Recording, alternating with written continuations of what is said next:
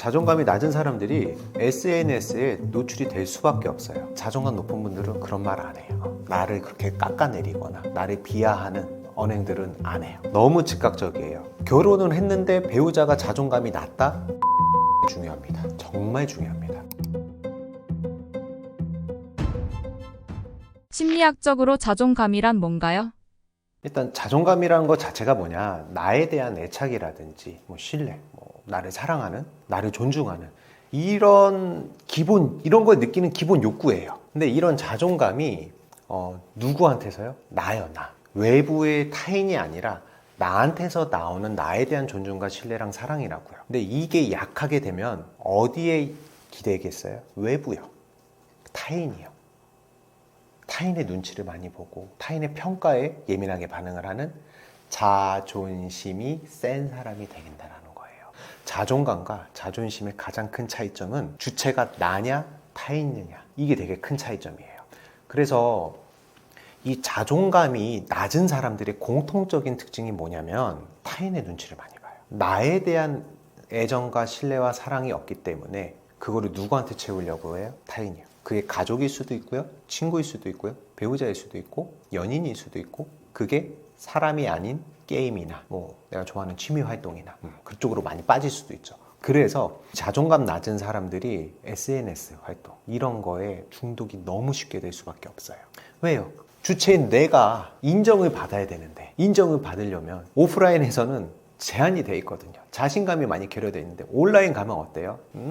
좋은 것만 포장해서 보여줄 수 있어요. 그럼 즉각적인 그런 반응들에 내가 만족도를 느끼면서 타인의 관심과 사랑을 받으면서 내 자존을 채워가는데, 자존을 채우는 게 아니죠, 그거는.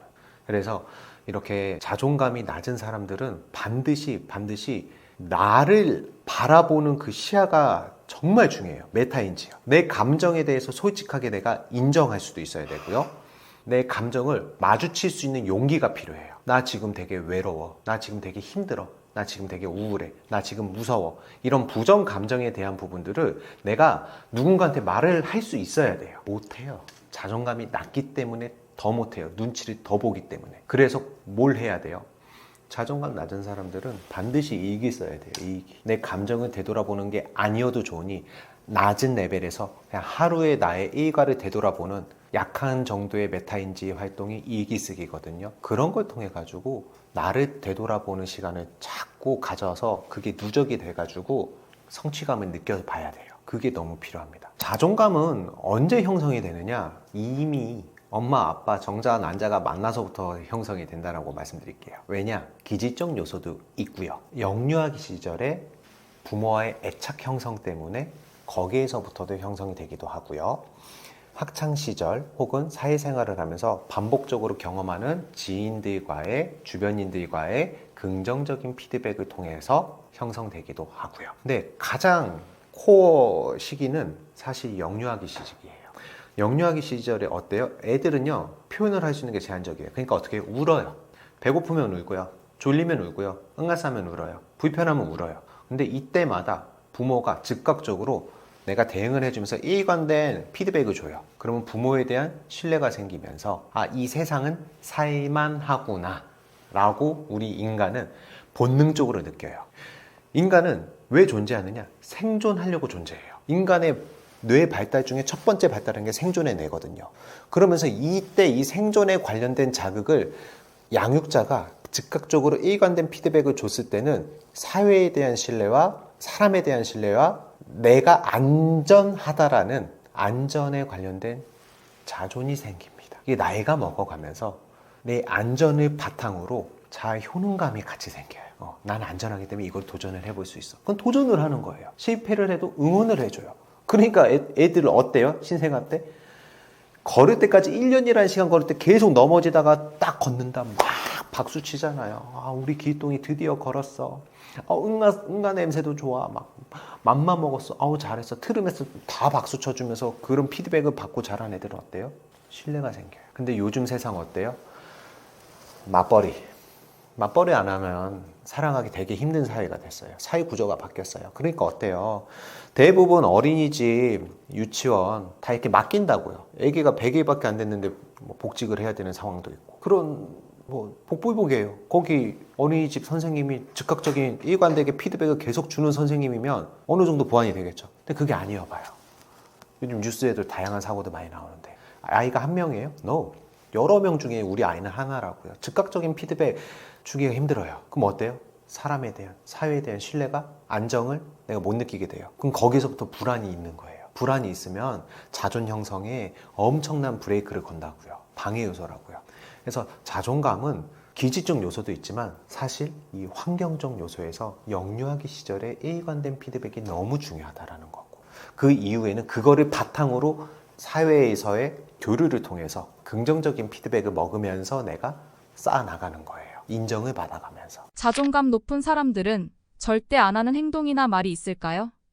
일단 자존이 높다라는 거는 주변 사람도 내가 이해를 할 수 있다라는 거예요. 왜요? 나에 대한 확신이 있고 안정이 있기 때문에 타인에 대한 것도 그럴 수 있어가 어느 정도 탑재가 된다라는 거거든요. 그래서 타인을 쉽게 비방하지 않아요. 뒷담화를 안 해요.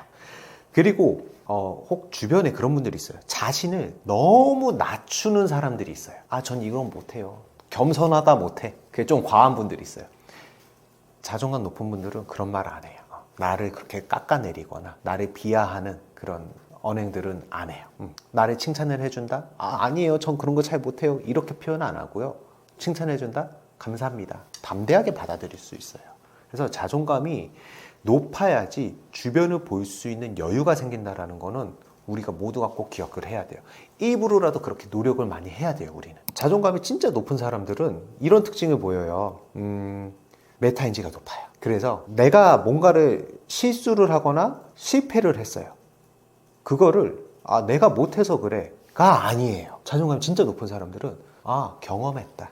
내가 처음 해보니까 틀릴 수 있지. 오늘 좋은 경험했어. 다음엔 이렇게 해봐야지 하면서 그 역경을 이겨낼 수 있는 힘이 생겨 있어요. 근데 그게 되려면 나에 대한 믿음과 확신이 있어야 되고, 그게 메타인지력을 높인다라는 거예요. 그래서 스스로에 대한 확신도 있고 긍정적인 마인드도 되게 높아요. 자존감이 높으면 당연하죠. 나에 대한 확신이 있으니까. 그래서 나의 약점도 인지를 하고 그거를 수용할 수 있는 여유가 있다는 게 자존감이 높은 사람들의 가장 큰 특징입니다. 자존감 낮은 사람일수록 습관적으로 하는 행동이나 말이 있을까요? 자존감이 낮은 사람일수록 습관적으로 하는 말이나 행동들은 뭐가 있냐면, 일단 자기 비하야. 역으로 생각하면 돼요. 나에 대한 확신이 없기 때문에 주변의 시선과 주변의 평가가 너무 중요해요. 그래서 내가 못하는 거를 애써 숨기고 싶어 해요. 그래서 그거를 먼저 선수 쳐서 많이 얘기해요. 전 이거 못해요. 나 이거 안 되는데. 이렇게 자기 비하가 되게 많고, 습관적으로 나에 대한 의심을 되게 많이 해요. 그래서 도전을 안 해요. 내가 할 수 있을까? 되게 뜸을 많이 들여요. 안타깝죠. 자신감이 많이 떨어져요. 자존감이 낮을수록 자신감도 많이 떨어져요. 당연한 거예요. 그리고 인정받기 위해서 때로는 너무 과할 정도로 노력을 해요. 타인의 인정을 받기 위해서. 왜? 나의 자존을 획득이 아니기 때문에, 자존감이 낮기 때문에 타인의 시선과 평가가 중요하기 때문에 그들의 기준에 맞춰서 그들한테 잘 보이기 위해서 안 해도 될 정도의 노력을 과하게 하는 분들이 있어요. 그래서 이거 조심해야 돼요. 반면 과하게 노력하지 않고 오히려 회피 반응을 보이는 사람들도 많이 있다는 거를 꼭 기억해야 돼요.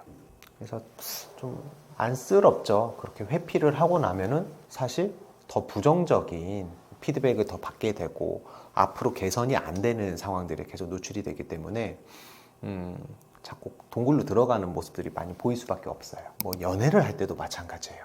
연애를 할 때 이런 자존감 낮은 사람들은 간도 쓰이기도 다 빼주는 사람들이 있어요. 내가 없고 다 맞춰요. 모든 사람이 다 그렇다고 얘기하진 않을게요. 근데 많은 사람들이 높은 확률로 자존감이 낮으면은 기준점이 내가 아니라 타인으로 돼요. 내 배우자나 연인한테 그게 다 들어가요. 그럼 어떻게 돼요? 쉽게 질리죠, 상대방을. 그럼 거기에 또 상처받아요. 그럼 내가 또 잘못해서 그랬구나. 내가 더 잘할 걸. 또 자기 감정에 또 휩쓸리게 되는 악순환이 연속적으로 빠지기 때문에 연애할 때도 이런 부분들이 많이 보여요. 그래서 많이 좀 이렇게 표현해도 될지 모르겠는데 좀 멍청한 연애를 하는 아깝죠. 옆에서 보면 안타깝죠. 그러지 말라고 해도 그게 안 돼요, 그분들은. 그래서 되게 답답해요. 남자친구, 여자친구가 우리 애인이 그렇게 행동을 하면은 회피를 한다? 그러면 대화 자체가 안 되거든요. 왜 그런지도 모르겠고 그거를 감정적으로 표현을 해줘야 되는데 그 감정을 말할 수 있는 여유도 없어요. 그러니까 관계가 사실 오래 유지되기가 쉽지가 않아요. 그래서 안타깝죠. 그런 분들 볼 때마다. 근데 이게 결혼해서도 마찬가지인 게 결혼을 했는데 배우자가 자존감이 낮다? 사는 동네 중요합니다. 정말 중요합니다. 그리고 우리 배우자의 주변에 어떤 사람들이 형성이 되어 있느냐 정말 중요합니다. 사는 환경 자체가 예를 들어서 그 지역은 무조건 어렸을 때부터 영유 보내야 되고 뭐 7살 땐 이것 떼야 되고 8살 땐 이것 떼야 되고 9살 땐 이것 떼야 되고 어렸을 때부터 이런 환경에 있는 지역과 아니야 애들은 뛰어놀아야지 하는 곳에 이 두 개의 환경이 있다고 치면은 자존감 낮은 부모가 키우는 자녀는 선자보단 후자가 훨씬 유리하죠. 왜요? 자존감이 낮으니까 누구를 통해서? 주변인을 통해서 나도 같이 평가를 받는다 생각하거든요. 내가 그 스텝에 그 템포에 못 맞추면은 내 자존감 더 떨어져요. 그러니까 오히려 더 아이한테 교육적인 부분들 엄청 시켜요. 내가 못했던 거 더 해주려고 하고 분수에 맞지 않는 과도한 인풋을 자녀나 배우자한테 그렇게 몰입을 하게 되는 경우들이 되게 많죠. 그래서 많이 싸울 수밖에 없어요. 교육관. 지금 우리 아이한테 이 정도까지 하는 게 맞냐? 우리 벌이에 이 정도까지 하는 게 맞냐? 하라고. 어떻게 해서든 하라고. 주변 사람들 입방아에 오르락 내리락 하는 것도 되게 힘들어하기 때문에 상처를 되게 많이 받아요. 그리고 그 무리에 내가 소속감이 되어 있어야지 내가 안정감을 느끼기 때문에 항상 바빠요. 여기 무리도 속해야 되고 저기 무리도 가야 되고. 네. 그래서 그 주변 환경이 사는 지역의 전체적인 분위기 이런 것도 너무 중요하다라는 점을 꼭 참고하셨으면 좋을 것 같아요. 자존감 낮은 사람들이 SNS를 많이 한다는데 사실인가요? 일단 자존감이 낮은 사람들이 SNS에 노출이 될 수밖에 없어요. 너무 즉각적이에요. SNS는 대부분 뭘로 하죠? 컴퓨터로 하나요? 아니요. 대부분 스마트폰으로 해요. 스마트폰 자체가 뭐냐? 터치를 통해서 이루어져요. 타자도 아니라 내 터치에 즉각적인 반응을 한다고요. 이거 자체가 내 뇌에 엄청난 쾌락감, 즉각적인 보상 시스템을 활성화시킨단 말이에요.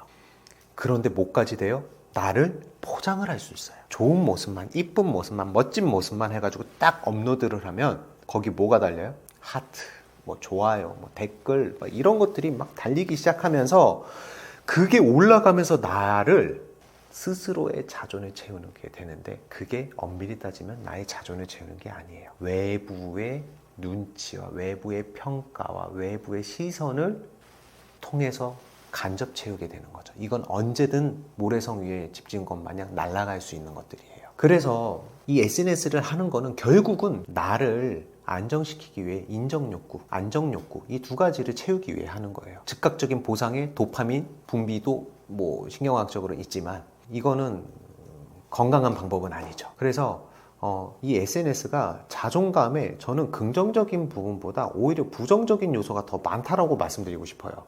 왜냐하면 내가 올리고 내 피드백을 받으면서 내 자존감을 키워나간다라고 하지만 사실 그것보다 더 많은 비율로 타인 거를 보고 타인과 비교를 하게 됩니다. 내 친구는 뭐 조회수가 나보다 더 많네? 하트가 나보다 더 많네? 댓글이 나보다 더 많네?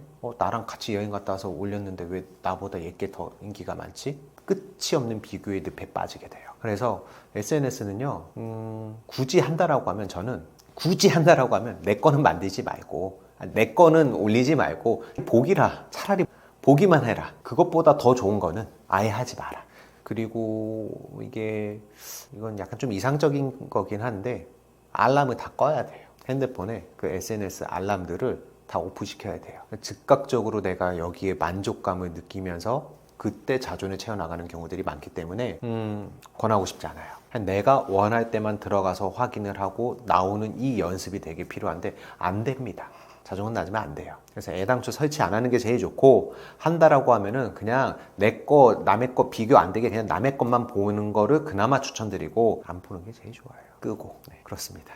그거는 본인의 의지나 그러니까 메타인지가 좋아야 돼요. 내가 그런 거를 올렸을 때 다른 것들을 통제를 할 수 있는 사람이다. 나는 SNS 싫어. 난 이거는 조절을 할 거야. 관리를 할 거야. 목적은 이것만은 나의 업을 위해서 나의 발전을 위해서, 홍보를 위해서 하는 거야 라고 하면은 해야죠. 근데 그렇게 함에도 불구하고 그거 올리는 순간 그 아래 위에 스토리며 뭐며 다 뜨기 때문에 사실 쉽지는 않아요. 그래서 정말 자존감이 내가 낮다 해서 좀 고민이 되고 치료까지 생각하시는 분이라고 하면 추천하지 않습니다. 자존감을 높이기 위해서는 어떻게 해야 하나요? 자존감을 높일 수 있는 방법은 여러 가지가 있어요. 1번, 운동하세요. 운동이 왜 중요하냐면요. 우리 몸은 거짓말 안 해요. 내가 움직인 만큼 땀이 나고요. 열심히 든 만큼 근육은 커집니다. 반복적인 연습을 한 만큼 기능적인 스킬은 섬세해지고요. 내가 내 몸이 변하는 거를 보는 것만큼 가장 정확하고 쉬운 게 없어요. 단 얘는 마라톤이에요. 오래 걸린다고요. 몸이 바로바로 바뀌지 않잖아요. 헬스를 한다고 해도 한 6개월 정도 해야 몸이 좀 변한 거를 느끼지. 그렇기 때문에 이 즉각적인 변화에 대한 거를 내가 같이 계속 인풋을 받으려면요. 운동하면서 꼭 같이 해야 될 게 일기쓰기입니다. 거추장한 뭐 세부 내용까지 다 안 적어도 돼요. 세 줄의 일기를 써도 되고 그냥 한 단어 일기를 써도 상관없어요. 그냥 내가 오늘 하루 동안 있었던 것들 중에서 내가 잘한 거 위주. 못한 거 말고요. 잘한 거. 그리고 내일 해야 될 일. 이 두 가지 정도를 적는 거를 추천드려요. 그래서 심플하게 이렇게 적어 나가는 거예요. 그래서 자꾸 내 자신을 잘하고 있어. 나 오늘 운동 갔다 왔어. 내일 2시에 또 운동 갈 거야. 이런 식으로 계획을 하는 게 되게 도움이 많이 되고 그리고 체크리스트 작성하는 것 추천드립니다. Yes or no? 했어 안 했어? 했어 안 했어?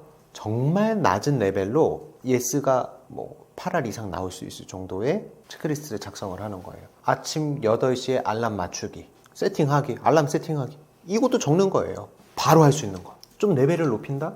아침에 일어나서 내 친구를 한번 정리하기. 좀만 의지 갖고 했으면 할 수 있는 거예요. 즉각적으로 내가 행함에 있어서 변화가 되는 요소들을 일상의 체크리스트로 깔아놓고 그게 내 시각적으로 보이는 활동들을 하는 게 제일 좋아요. 마치 우리가 게임이나 그런 SNS를 하는 것처럼 게임 뭐예요?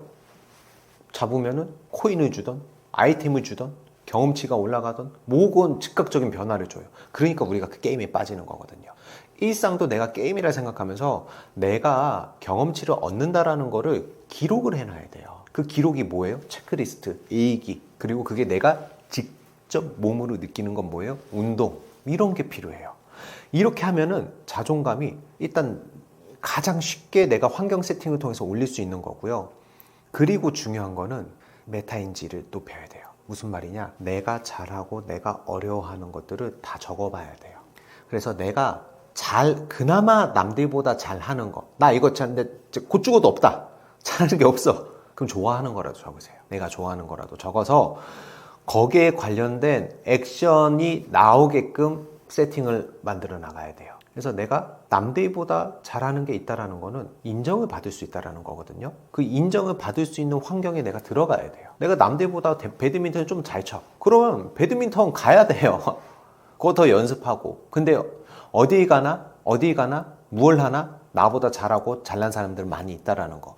이거 자체를 또 인정을 해야 된다고요. 그런 거를 써야 돼요. 어디에다가요? 일기나 노트나 아니면 그거 누구한테 내 얘기를 들어줄 수 있는 주변인들한테 말로 표현을 해야 돼요. 그러면서 내가 메타인지가 계속 올라가면서 내 감정 처리를 하면서 내가 남들보다 잘하는 부분들을 인정을 받으면서 자연스럽게 내가 충족을 해 나가는 거예요. 자존감을. 내 스스로도 노력해야 되고요. 남들이 인정을 해주는 것도 만들어 나가야 돼요. 근데 단기간에 안 돼요. 그래서 단기간에 될 수 있는 거는 아까 얘기했다시피 내가 잘하는 거, 좋아하는 거 위주로 하면서 그거를 끌고 가야 돼요. 그걸 도와줄 수 있는 전문가라든지 뭐 양육자나 배우자가 있으면 더 좋겠죠. 우리가 못 바꾸는 거에 대해서는 좀 포기를 해야 돼요. 외모 같은 거. 제 키가 173인데 내 180 되고 싶다고 해서 되는 게 아니란 말이에요. 바꿀 수 없어요. 더 잘생겨지고 싶어요, 저도. 바꿀 수 없어요. 부모님이 이렇게 날 만들어 주셨어. 근데 노력은 할 수 있겠죠. 헤어스타일링을 뭐 세련되게 미용실 자주 간다든지 뭐 눈썹 문신을 한다든지 피부 관리를 받는다든지 뭐 스타일링을 내가 뭐 적극적으로 노력을 해서 바꿔간다든지 이런 식으로 내가 바꿀 수 있는 부분과 바꿀 수 없는 부분을 명확하게 구분을 해야 돼요. 구분을 해서 바꿀 수 있는 거에 노력을 하는 거를 기록을 해야 된다고요. 바꿀 수 없는 거 가지고 계속 파면은 끝도 없습니다. 끝도 없어요. 그리고 무엇보다 겉으로 보이는 것보다 내 내면이 튼실해야 돼요. 내 내면. 그 내면이 튼실하려면 뭐가 있어야 되느냐? 아까도 얘기했던 내가 잘하는 게 있어야 돼요. 잘하는 거, 인정받을 만한 거. 그래서 그 인정을 게임, 그런 온라인 세상 그쪽에 빠지는 게 아니라 오프라인에서 만드는 게 제일 좀 정확하고 쉬운 거고요. 쉽다라고는 얘기 안 할게요. 제일 정확하고요. 효과적인 거고, 그거를 뭐 온라인상에서 내가 게임을 통해 가지고 거기서 인정을 받아서 그렇게 자존감을 또 채우는 사람들도 있어요. 근데 그거는 유지가 안 돼요. 금세 또 허물어지는 부분들이기 때문에 꼭 내가 할 수 있는 거. 그래서 전 추천드리는 거는 운동도 추천드리고요. 그리고 언어 배우는 거 이런 것도 되게 추천드려요. 난 영어를 못했는데 어느 순간 내가 영어로 얘기를 할 수 있게 됐어. 얘기는 못하더라도 들리기는 해. 이런 거 하나가 나에 대한 충족감을 되게 많이 심어줄 수 있는 것들이거든요. 그래서 그런 노력들이 필요합니다. 네, 자존감을 높이기 위해서. 가장 정확하고 배신 안 해요. 진짜 먹고 자고 싸고 운동하고 그리고 공부하고 이 5가지만 잘 유지를 하면 인생에 실패는 없습니다. 자존감을 뇌 발달 관점에서 본다면 어떨까요? 자, 이 자존감이 발달을 하려면 우리 뇌 발달 과정을 돌아보면은 이것도 되게 흥미롭게 접근을 할 수가 있어요. 우리 뇌는 순차적인 발달을 해요. 집을 지을 때도 땅을 파고 기둥을 심고 시멘트 붓고 지붕 올리고 이렇게 순차적인 과정이 있잖아요. 뇌도 가장 먼저 발달을 하는 거는 자율신경 조절입니다. 생존과 관련된 먹고 자고 싸고와 관련된 게 가장 먼저 발달을 해요. 근데 얘네가 발달할 때 같이 발달하는 게 신체 기능 발달이랑 감각 기능 발달이에요. 그래서 내 자존감 발달을 잘 하려면 어렸을 때 먹고 자고 싸고에 관련된 거를 우리 부모가 즉각적이고 일관된 피드백을 줘야 되고요. 어렸을 때 신체 활동에 관련된 움직임을 많이 나올 수 있게 해줘야 돼요. 3개월 때 못 가누고 그 다음 배밀이 뒤집기 앉기 서기 걷기 뛰기 1년에 운동 발달 나오는지 몇 미리 확인해야 되고 그 움직임이 나왔다 최대한 방목 마음껏 움직일 수 있게끔 해줘야지 위험하다고 해서 바운서에만 앉혀놓고 보자기 딱 해놓고 유모차에만 태우고 애 발달 망치는 겁니다. 자존감 발달까지도 영향을 끼쳐요. 그리고 이렇게 움직이면서 뭐가 발달해요? 감각 기능이 같이 발달을 하면서 외부 자극을 내가 수용을 할 수 있고 어떤 자극이 내가 예민한지를 알아가는 거예요. 그러면서 내가 싫어하는 자극은 피할 수 있고 예측을 할 수 있고 조절을 할 수 있는 힘이 키워져 나가는 거예요. 성장하면서. 그래서 이 1단계 본능의 뇌, 자율신경 조절과 신체 조절과 감각 조절이 잘 이루어지게 되면 그 다음에 2번째 뇌가 발달을 하는데 정서의 뇌요. 감정 조절이에요. 자존감을 획득을 하려면요. 결국은 내가 안정이 돼야지 타인의 이야기를 들을 수 있고 내 이야기도 할 수가 있는 거예요. 내가 당장에 마음이 쫄려요. 급해요. 내가 지금 배고파서 예민해요. 잠 못 자서 졸려 죽겠어요. 속이 부글부글 끓어가지고 주변 안 보인단 말이에요. 이러면 감정 기복이 심해질 수밖에 없다고요. 그럼 자존 유지를 할 수 있을까요? 안 돼요. 내가 안정이 돼야 남이 보여요. 그렇기 때문에 이 1단계가 안정이 돼야지 정서의 내가 건강하게 성장을 해요. 물론 양육 환경, 지인끼리의 관계 형성 이런 것도 너무 중요하지만 이런 뇌발달 과정 안에서 시기에 맞는 자극을 내가 충분히 받았는지 그런 환경에 노출이 됐었는지도 꼭 확인을 해봐야 돼요. 이렇게 내 정서까지 안정이 된다? 그 다음 뭐가 발달하느냐? 인지의 뇌가 발달해요. 대뇌요, 대뇌. 특히 전두엽이요. 계획하고 실행하고 조절할 수 있는. 그러면서 자존감의 기초가 되는 메타인지. 내가 나를 바라보고 내가 실패했을 때 이거를 어떻게 이겨낼 수 있을지 의연하게 대처할 수 있으려면 전두엽이 푸르르 돌아가야 돼요. 근데 아래가 흔들려. 그럼 어때요? 위에는 당연히 안 돼요. 감정에 내가 핸들 잡게 돼 있어요. 그럼 감정적으로 행동을 해요. 그러면 그거를 내 불안한 거를 안정시키기 위해서 나에 대한 자존 개선을 위한 활동보다는 당장에 즉각적으로 나를 완화시켜 줄 수 있고 만족감을 줄 수 있는 그런 미디어 노출, 게임, TV 이런 게 더 빠지게 되는 거예요. 그래서 뇌 발달의 이 과정을 살펴봤을 때 그러면 우리가 자존을 지키기 위해서 내 뇌를 건강하게 유지를 해야 된다고요. 그러면 꼭 해야 될 게 운동해야 되겠죠? 운동을 하면 감각 발달 같이 이루어지니까. 그리고 내 정서를 알아야겠죠. 내 컨디션을 알고 내 정서가 지금 어떤 상태인지 자꾸 메타인지를 해야 된다고요. 그걸 위해서 하는 것 중에 하나가 명상. 내 신체를 느껴보고 내 생각을 한 번 더 되뇌어보고 무념무상 아예 다 지워도 보고 나에 대해서 오롯이 집중하는 시간을 갖는 것도 자존감 발달에 너무 좋은 활동 중에 하나죠. 그래서 이런 뇌 발달 과정을 꼭 기억을 해서 내가 지금 어느 단계가 지금 누락이 되어 있는지를 체크를 해보고 거기에 관련된 환경 세팅을 만들어가는 것도 자존감 안정에 많은 도움이 될 수 있는 요소입니다. 너무 재밌는 게 많잖아요. 명상은 재미가 없어요. 그 재미없는 걸 꾸준히 이어나가는 연습을 해야 돼요. 그게 누가 하는 역할이냐면 전두엽이 하는 역할이에요. 힘든 거를 참고 이겨내는 힘을 계속 키워나가야 된다고요. 근데 그런 거를 도와주는 게 운동만 한 게 없다고요.